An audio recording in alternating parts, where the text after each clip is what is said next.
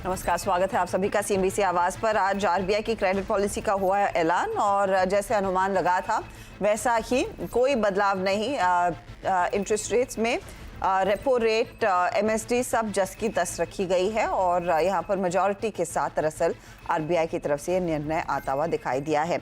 लेकिन आरबीआई ने गवर्नर साहब ने एक बात जरूर कही है कि बैंकों के लिए अभी भी एक चैलेंज है डिपॉजिट रेस करना। चलिए मार्केट कैसे रिएक्ट कर रहा है। 100 पॉइंट नीचे इस समय निफ्टी आपके लिए करीब 150 पॉइंट की गिरावट अब आती हुई दिखाई दे रही है। निफ्टी बैंक जूझ रहा है, काफी वॉलेटाइल है आज। 100 पॉइंट से ज्यादा का नुकसान कुछ देर पहले था, अटेम्प्ट कर रहा है रिकवरी दिखाने की, लेकिन 94 अंकों का पेन तो है ही स्क्रीन पर। मिड कैप्स की स्थिति थोड़ी सी बेहतर, 80 अंकों की बढ़त पर इस समय ट्रेड बनता दिखाई दिया है। लेकिन एक और सत्र है जहां पर डिफेंसिव कंपनियां जिसमें फार्मा स्टॉक्स शामिल है और एफएमसीजी स्टॉक शामिल है जो थोड़ा सा फोरफ्रंट पर है। वो आपको हेडलाइनर्स में दिखाई देगा कि कंट्रीब्यूटर्स में अगर आप गौर करेंगे आज टाटा मोटर्स की तरफ से थोड़ा सा सपोर्ट मिल रहा है।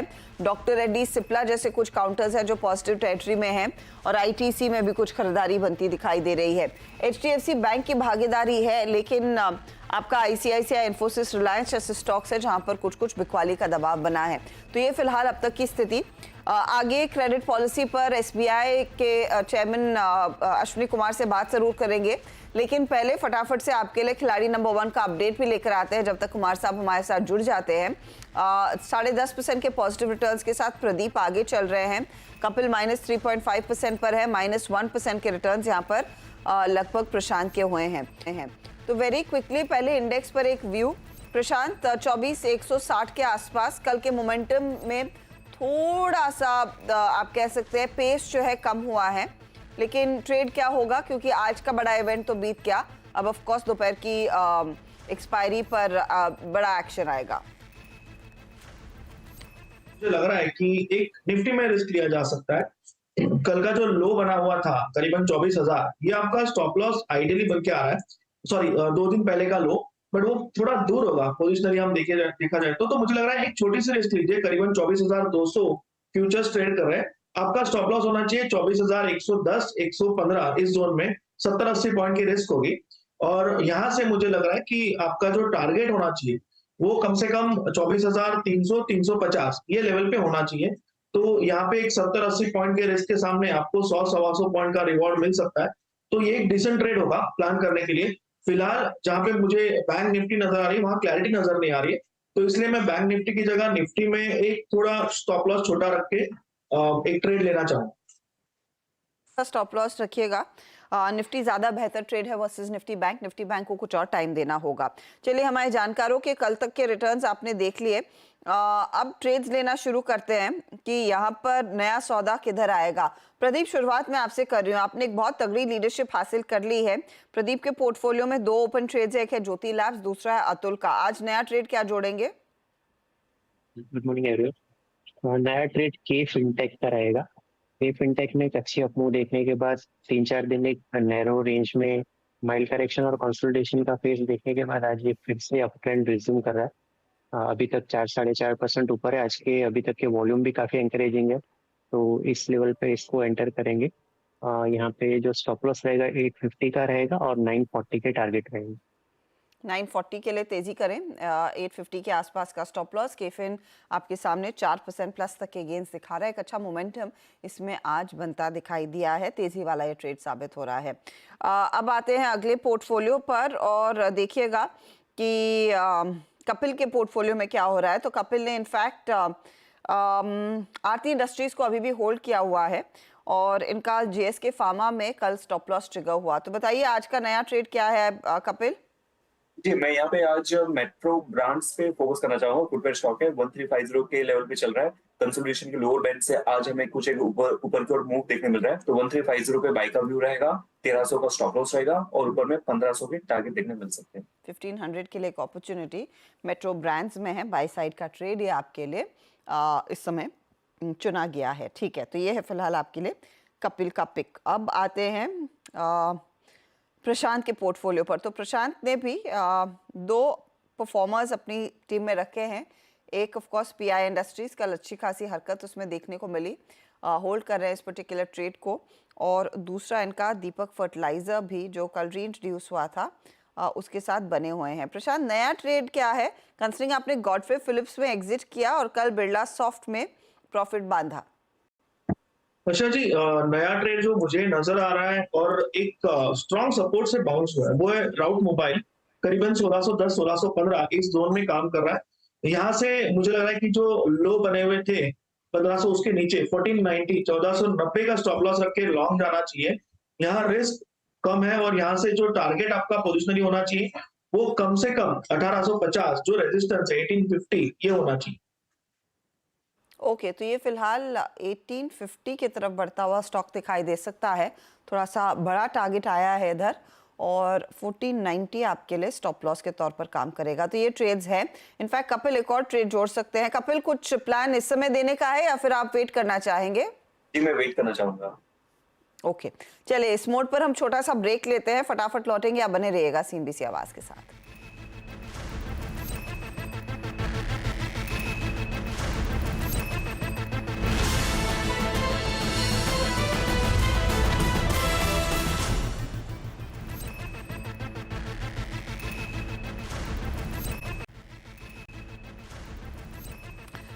आप देख रहे हैं खिलाड़ी नंबर 1।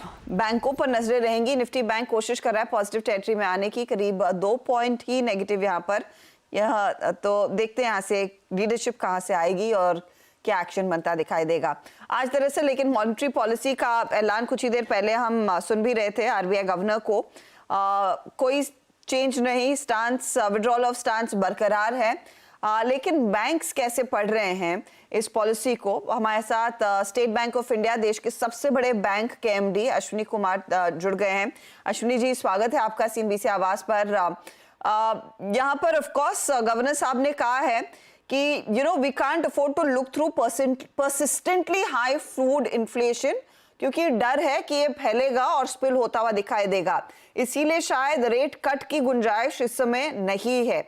लेकिन इस तरह के वातावरण में जहां पर ऑफ कोर्स इन्फ्लेशन एक पेन पॉइंट है, लेकिन बैंकों के लिए कॉस्ट ऑफ क्रेडिट भी थोड़ा सा महंगा होता हुआ दिखाई दे रहा है। क्या आपको लग रहा है अगली बारी जब बैठक होगी कुछ अलग नजरिया बनेगा इस पे, या फिर बनने की जरूरत है? मुझे लगता नहीं कि अगले क्वार्टर में या अगले 2 महीने में जब पॉलिसी दोबारा होगी तो उसमें कुछ कट होगा, बिकॉज उन्होंने जैसा समझाया कि जब तक फूड इन्फ्लेशन सस्टेनेबली एक बैंड में नहीं आ जाता, जो अभी नहीं है, तब तक इसको नहीं देखना है। क्योंकि हमने इतने दिन से इस पे कोशिश कर रहे हैं कि इन्फ्लेशन कम हो, काफी कम हुआ भी है, पर जब तक ये स्टेबल नहीं होता, सस्टेनेबल नहीं होता, तब तक मुझे नहीं लगता कि वो इसको कट करने के बारे में कोई भी एश्योरेंस देने के लिए है। और जैसा कि आपने देखा, स्टांस भी कम नहीं किया है। दूसरी बात की जो रेट की बात हो रही है, तो रेट में 2 तरह की चीज हम देख रहे हैं। एक तो ये है कि जो जैसे गवर्नर साहब ने कहा अभी कि 10 ईयर जो यील्ड है वो पहले 7 के ऊपर भी गई हुई थी, बट अभी 7 के नीचे चल रही है, 6.99 के आसपास थी कल तक। और इसी तरह से जो टी बिल रेट है, शॉर्ट टर्म रेट है, वो भी जो है काफी कम हो गया है, करीब 20-25 बेसिस पॉइंट कम हुआ है पिछले 1-2 महीनों में। तो वो कुछ रेट्स तो ऑलरेडी कम हो गए हैं बिना कुछ किए हुए। तो इसलिए ये डिमांड एंड सप्लाई का पूरा है कि लिक्विडिटी सिस्टम में कितनी है। तो एज ऑफ नाउ इन्फ्लेशन को देखते हुए और फूड इन्फ्लेशन को देखते हुए मुझे नहीं लगता है कि शॉर्ट टर्म में कोई रेट कट की आशंका, कुछ भी पॉसिबल चांस है इसका।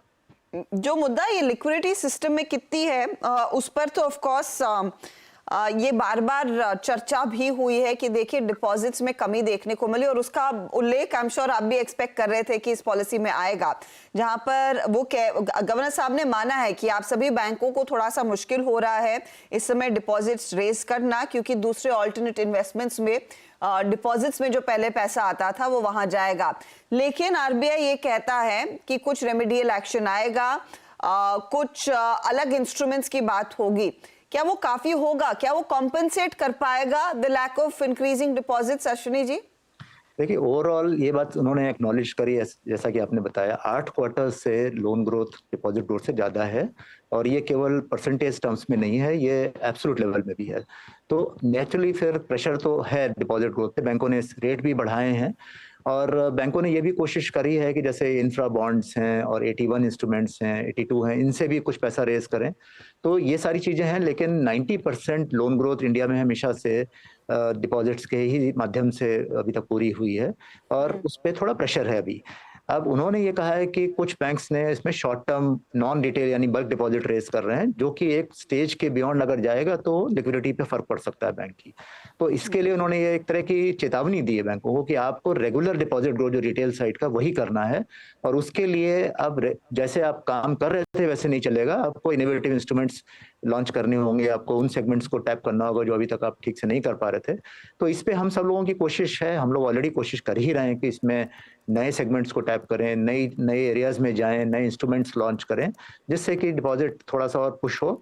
और रही बात मार्केट की, आई थिंक ये तो एक शॉर्ट टर्म चीज है, पहले भी ऐसा हुआ है करीब 7-8 साल पहले जब मार्केट बहुत अच्छा कर रहा था और काफी सारा पैसा मार्केट में गया था, डिपॉजिट पे प्रेशर आया था, और थोड़े दिन बाद में वो जब मार्केट करेक्ट करता है तो ये सेटल हो जाता है।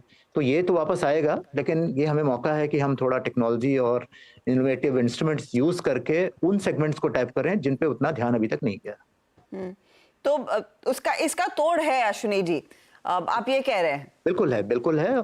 जब कोई मुश्किल आती है देखिए, तभी हम लोग रास्ता भी ढूंढते हैं और सोल्यूशन भी ढूंढते हैं, और वही हो रहा है। जब मुश्किल है तो हम ढूंढ रहे हैं कि कौन सा ऐसा अच्छा रास्ता है जिसमें हम करके सक्सेस ला सकते हैं। ओके, फिर आपके लिए डिपॉजिट्स बढ़ाने के लिए क्या आप लोगों ने तोड़ निकाला है, उस पर कुछ एक्शन लिया है या फिर लेने की स्थिति में है इस समय स्टेट बैंक ऑफ इंडिया? हमने कई चीजें की हैं। जैसे एक चीज तो हमने ये की है कि एक वेल्थ सेगमेंट है जो हमारे कुछ कस्टमर हैं, पर उनके जो पूरा वेल्थ है उस पर हमारा फोकस नहीं था, तो उस पर बड़ा 1 साल से करीब हम लोग काफी फोकस कर रहे हैं उस पर। एक ये है। दूसरा ये कि एग्रीकल्चर सेगमेंट में हमने कई सारे नए प्रोडक्ट लॉन्च किए हैं, नए सेगमेंट टाइप किए हैं, जैसे फार्मर प्रोड्यूसर ऑर्गेनाइजेशन है या एग्री इंटरप्राइजेज हैं, इन पे हमने किया। तो हर लोन के साथ में उनका जो ट्रांजैक्शन अकाउंट है वो भी हम लोग उसके बात करते हैं, और उससे भी वो करंट अकाउंट के डिपॉजिट हमारे पास आते हैं। इसी तरह से हमने अपना जो बिजनेस बैंकिंग का जो कैश मैनेजमेंट सिस्टम है उसको भी रिवैम्प किया है, इंटरनेट बैंकिंग को भी रिवैम्प किया है, और इन सब से भी हमें उम्मीद है कि हमारे पास में जो फ्लोट फंड्स हैं कॉर्पोरेट्स के, ये बढ़ेंगे, और इसकी वजह से हमारे पास वो सेगमेंट्स और वो फंड्स आएंगे जो अभी तक हम उतनी तादाद में नहीं ले पाए थे।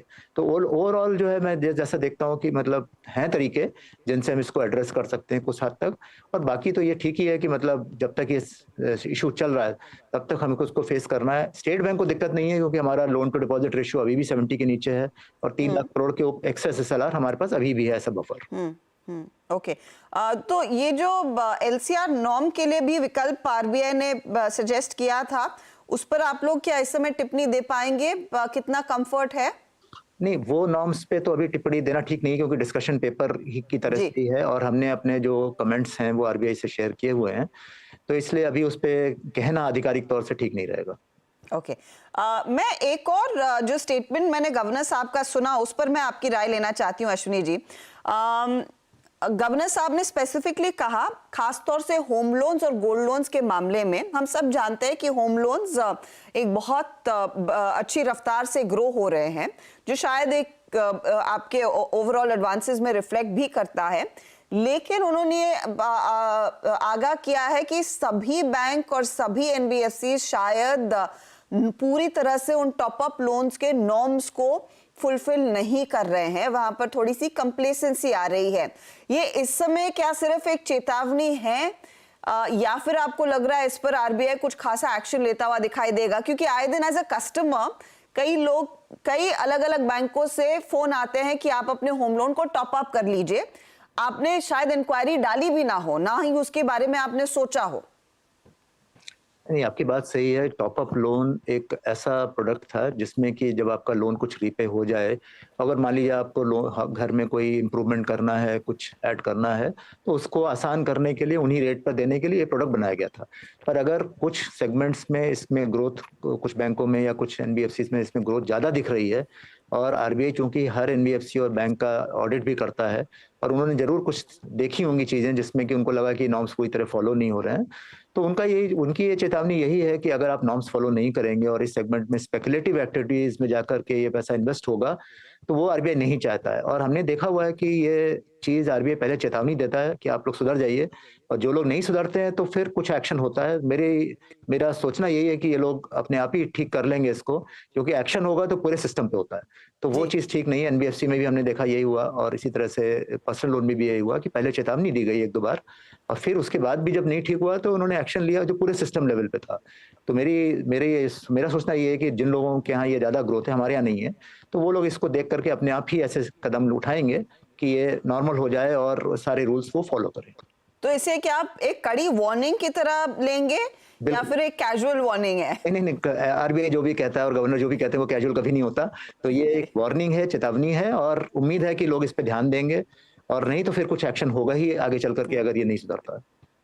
तिवारी साहब, बहुत बहुत शुक्रिया हमारे लिए समय निकालने के लिए। Always a pleasure speaking to you. लेकिन काफी बड़ी चीजों पर आपने क्लैरिटी दी है, खास तौर से ये जो हम वार्निंग की बात कर रहे थे, तो उस लिहाज से मार्केट भी थोड़ा सा कॉशियस रह सकता है।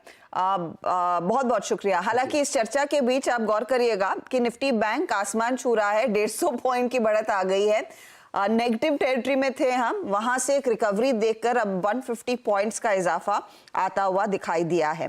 तो ये फिलहाल है आपके लिए ताजा हाल इस समय निफ्टी बैंक का। निफ्टी जहां है वहां है। निफ्टी बैंक के एक बार कंट्रीब्यूटर्स मुझे दिखा दीजिएगा, क्योंकि वहां से एक अंदाजा लगेगा कि किसकी लीडरशिप में तेजी आ रही है। एक एचडीएफसी बैंक बना हुआ है तेजी में 1.1% ऊपर, और इसका साथ देखिए ठीक जिस बैंक की हम बात कर रहे थे, या फिर जिस बैंक से हम बात कर रहे थे, स्टेट बैंक ऑफ इंडिया, वो दूसरे स्थान पर। इसका भी सपोर्ट अच्छा खासा है। तो एक थोड़ा सा मिक्स्ड प्ले है। फेडरल बैंक, कोटक, एचडीएफसी तेजी की तरफ, एक्सिस, आईसीआईसीआई, इन सब में अभी भी बिकवाली का दबाव बना हुआ है। इनफैक्ट आईसीआईसीआई बैंक एक बार चार्ट स्क्रीन पर रखेंगे तो आपको नजर आएगा वो भी डे लो से कुछ अपनी चाल को सुधारने में लगा है। लेते हैं एक छोटा सा ब्रेक के बाद लौटेंगे। फोकस एक बार फिर खिलाड़ी नंबर 1 पर। जो ट्रेड्स आज नए आए हैं उसमें से सबसे बढ़िया परफॉर्मेंस किसका है, उस पर भी नजरें होंगी।